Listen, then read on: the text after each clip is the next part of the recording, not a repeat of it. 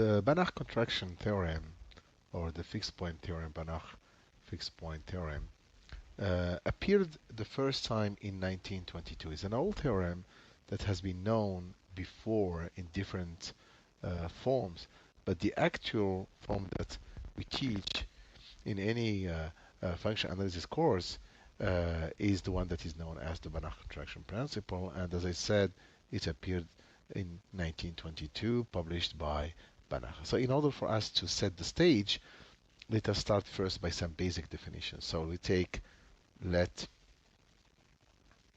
MD be a metric space.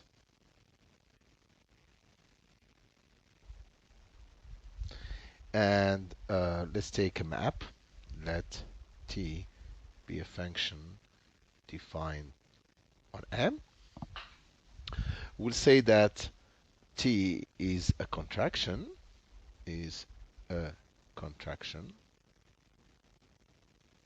if and only if there exists K, a constant between 0 and 1, such that the distance from Tx to Ty is less than K times the distance from x to y for any x and y in M. In other words, that the map T shrinks uniformly the distance between any 2 points in M. If you take x and y in M and you look at their images Tx, Ty, the distance between Tx and Ty is smaller than the distance between x and y. So some of the basic properties of such a map. Okay, so first of all, what is a fixed point? So a point x in M is called a fixed point of T if and only if T of x is equal to x. Okay, so the if we look at T as an input-output relationship, then in this case a fixed point is just a point where the input and the output are identical. Okay, so what's interesting is that many functional equations, or algebraic equations in fact, the roots or the solutions can be seen as a fixed point of a map, okay, or a function. And that's why it's one very powerful tool to allow us to see under what conditions such map T has a fixed point. So let us, in this case, note that, first of all, okay, from the definition of T, okay, if x and y are fixed points of T, then we have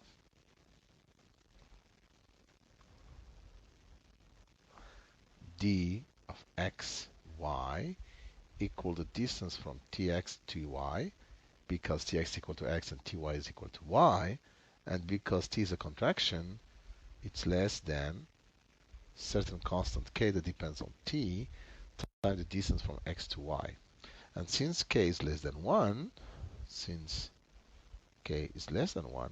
then we must have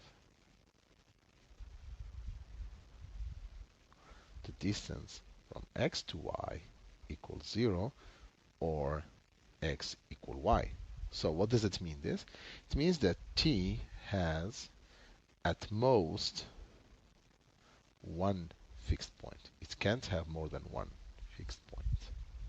Okay? Number one.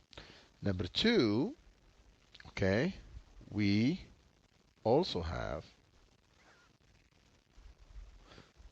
the distance from Tn of x, Tn of y less or equal than k to the power n distance from x to y. Okay, keep in mind that Tn of x is just the iteration of t. Okay, so we take t of t of t of t n times of x. So if we keep using the definition of T as a contraction, k times, n times, we'll get k to the power n times distance of x and y. This is true for every x and y in M, for any x and y in M. So in particular, we have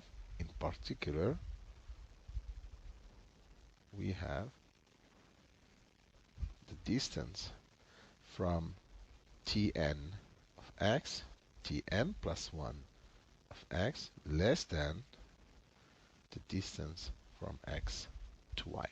I'm sorry, from x to tx. Okay, so in particular, we get that the series, the distance from Tn x, Tn plus 1 x is convergent from 1 to infinity. Okay, which implies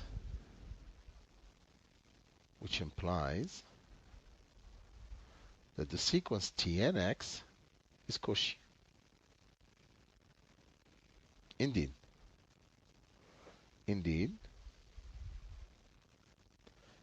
Okay, for any n greater than 1 and h greater than 0, we have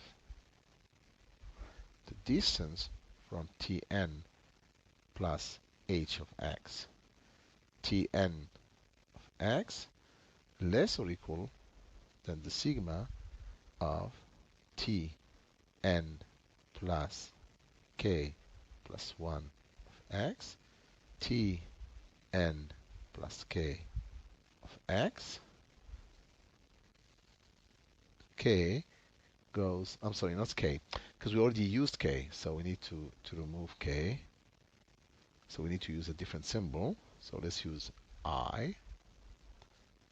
I from I equals 0 to h minus 1, which is less than sigma I equals 0, h minus 1, k to the power n plus I, the distance from tx to x, okay, which is equal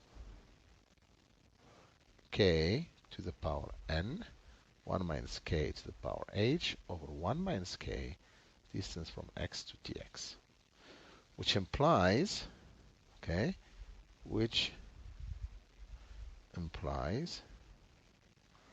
that the distance from t of n plus h of x, t of x, is less than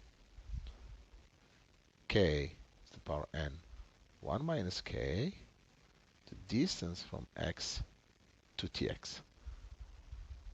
Okay? If we let, so this clearly proves that our sequence is Cauchy.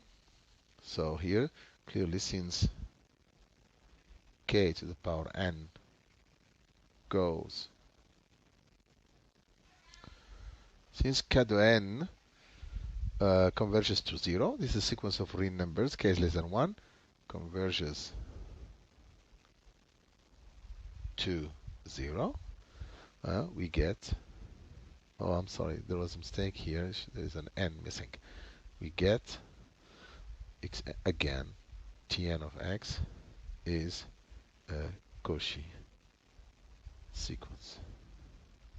Since now we use completeness, since M is complete, then limit of Tn of x, when n goes to infinity, exists, and it is a point in M. Now, let us prove that z, in fact, is a fixed point of t. Okay. So what do we have? First, we know from the following inequality, this inequality here, So this inequality here, not this one, sorry, not this one.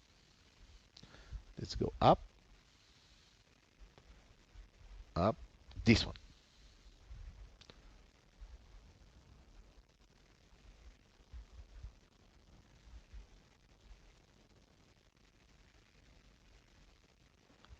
This one. This inequality here, okay, tells us what?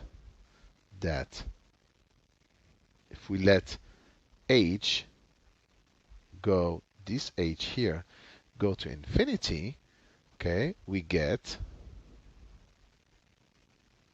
okay, the distance from z to Tn of x is less or equal k to the power n 1 minus k, the distance from x to Tx.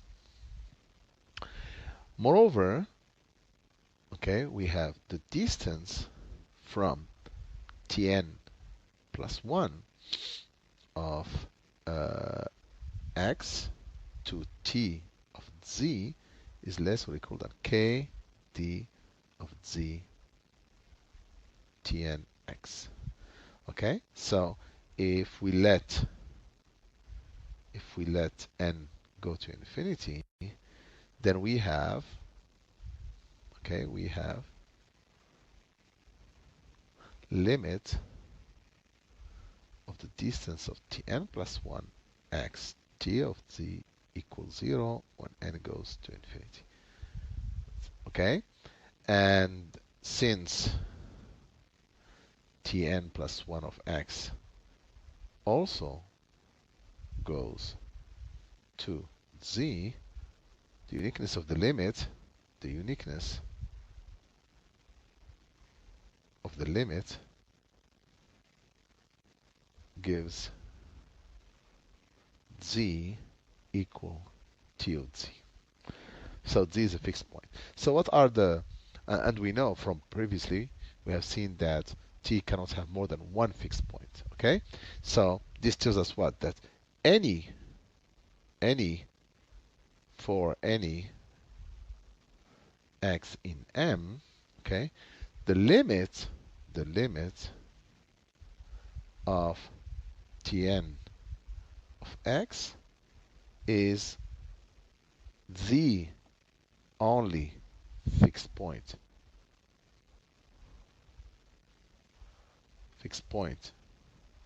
of t, and is independent of x, the starting point of the iteration. So putting all these results together, we get the following theorem, which is the Banach Contraction theorem. This is the classical Banach Contraction theorem. It says, let M be a complete metric space. Let T be a contraction. Be a contraction. Let K be less than 1, such that the distance from Tx to Ty is less than K, the distance from x to y, for any x and y in M. So such K exists because T is a contraction. Then, this is the conclusion of the Banach contraction. Then, number 1, T has a unique fixed point z in M. Okay, keep in mind this means that dz equals z. 2, for any x in M, the sequence of iterates,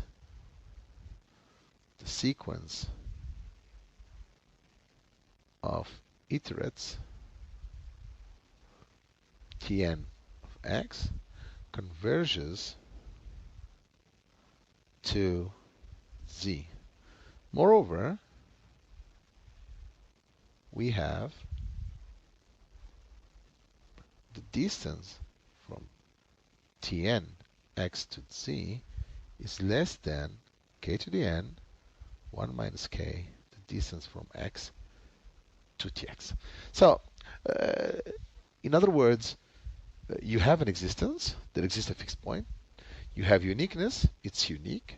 And not only that, this theorem is so powerful because it gives us, in fact, it gives us a, it gives us a kind of approximation of the fixed point. So this property here is the box formula here is so powerful because it tells us that we can approximate the fixed point z by the iterus, and the error by taking the error is less. In other words, remark. Okay, so by taking, if we take tnx for the fixed point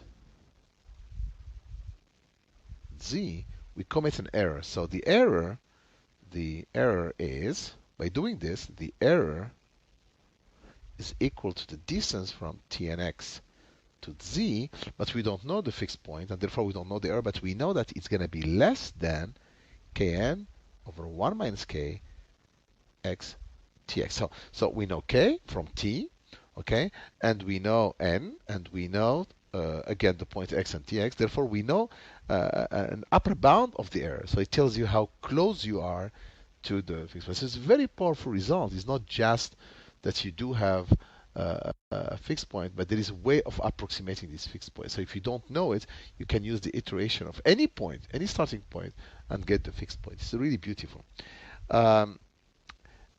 Let me just give an example, okay, a nice example to illustrate the use of this theorem. So let's take the function f from 0, 1 into r, okay, with f of x equal x cubed plus x minus 1. So we can graph the function and see that in fact there is only one point where f of x equals 0, f of x crosses the x-axis. In other words, root of f of x. So this equation, f of x equals 0, has a unique solution.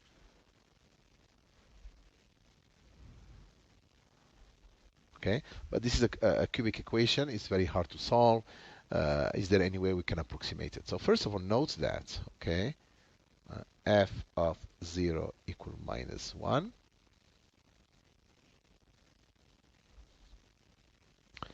F of 1 equal 1. And f prime of x is equal to 3x squared plus 1, which implies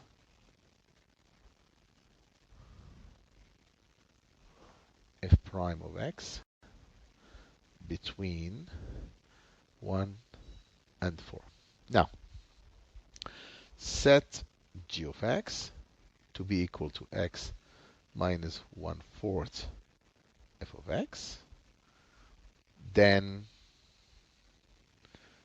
g prime of x is equal to 1 minus 1/4 f prime of x, which implies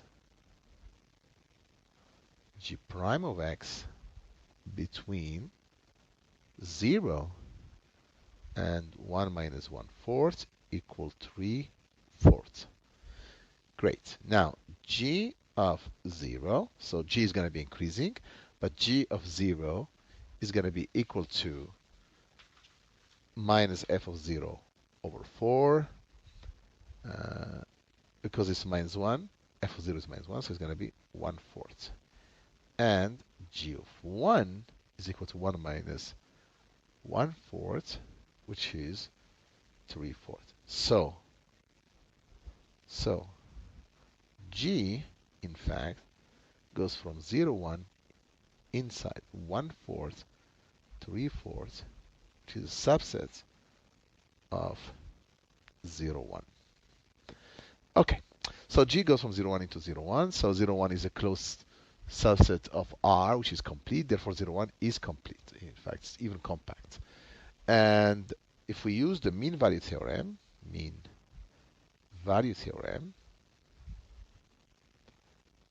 okay, we get that g of x minus g of y, absolute value, equal g prime of some point a, x minus y, where a is between x and y, which is equal absolute value g prime of a, absolute value of x minus y, less or equal 3/4 x minus y. So g of x, g is a contraction. Is a contraction.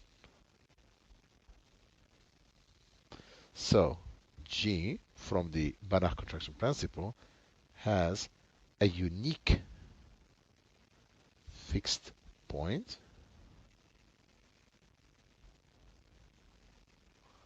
in 0, 1.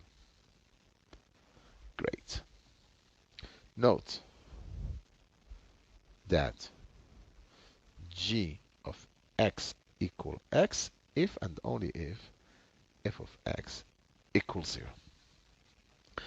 So this root of f of x that we talked about, the unique root, can now be approximated by using the previous theorem as the iterates of any point between 0 and 1. So in particular, g of 1/2, the iterates of g at 1/2 converges to the root of f of x equal 0, the one that we're looking for, okay? And we know that if we write denote by, if we denote by z, that root, unique root, okay, then we have, okay, g, the distance, gn, 1/2 minus z, absolute value, is less than 3/4 to the power n, 1 minus 3/4, and g of 1/2 minus 1/2. Once all calculations are done, we get g, the iterates of 1/2, minus z, less or equal 3/8, 3/4 to the power n, which is equal to 1/2, 3/4 n plus 1. So the error by taking the iterates of g to the 1/2, the iterates of g, the nth iterates of g at 1/2. So this gives the error when we approximate the root z by the nth iterates of g at 1/2. So one can easily plug in these numbers and come up with some approximations. And this quantity here gives you how close you are to the root of that equation. Before I close this, I would like to mention something about people for the last almost 100 years or 80 years have been working extensively of extending this Banach contraction theorem. And the best approximation, I'm sorry, the best extension is the one done by Caristi around 1975. And the way he did it, he went back to this, the proof of the Banach contraction principle, and he looked for a different proof. And he came up with the following. So let me show you what he did, the ideas of Caristi. Okay? So let T goes from M into M be a contraction.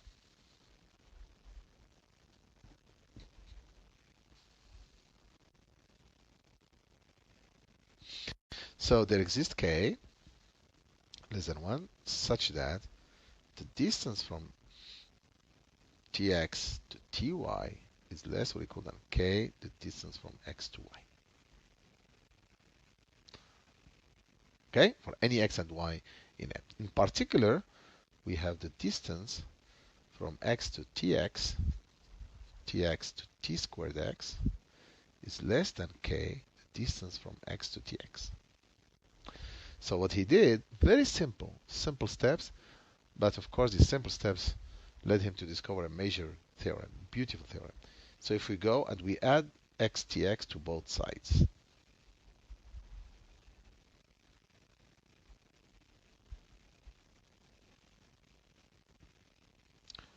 plus k, the distance from x to tx. Then he moved this term to this side and this term to this side, and he found that the distance from x to tx minus k, the distance from x to tx, is less than the distance from x to tx minus the distance from tx to t squared x. Okay, so, or 1 minus k, the distance from x to tx is less than the distance from x to tx minus the distance from tx t squared x, which implies that the distance by dividing by 1 minus k, keeping in mind that k is less than 1, is less than 1 over 1 minus k, the distance from x to tx, minus 1 over 1 minus k, the distance from tx to t squared x. So if we set phi of x to be 1 over 1 minus k, the distance from x to tx, we get the distance from x to tx is less than phi of x minus phi of tx. So this is truly amazing. First of all, let me say something. So if t is a contraction, one can find the function phi defined on m into the positive numbers, and such that the distance from x to tx is less than phi of x minus phi of tx. Okay. Clearly, if you take the identity map, okay, so note, okay, if we take I, okay, which is defined from m into m, the identity map, such that I of x equal x for any x in m, then this formula here, okay, is satisfied by I. This here is satisfied by I indeed, because the distance from x to ix is 0, and phi of x minus phi of I of x is also 0. So it's satisfied. So the family of maps which satisfies this box inequality for any phi is bigger than the contractions. Okay? So in other words, you have this identity map, which is not a contraction because everything is fixed by this contraction. So this family is larger. And what's the question that Caristi asked was, under what assumptions on phi, under what assumptions on M, a map which satisfies this box formula has a fixed point? And he came up with the following. The theorem I'm going to be citing right now is a little bit stronger than the real Caristi fixed point theorem, but it captures the essence of Caristi. So he proved the following theorem. This is Caristi's theorem. Beautiful extension. Let M be complete metric space. Let phi goes from M into the positive numbers. Be continuous.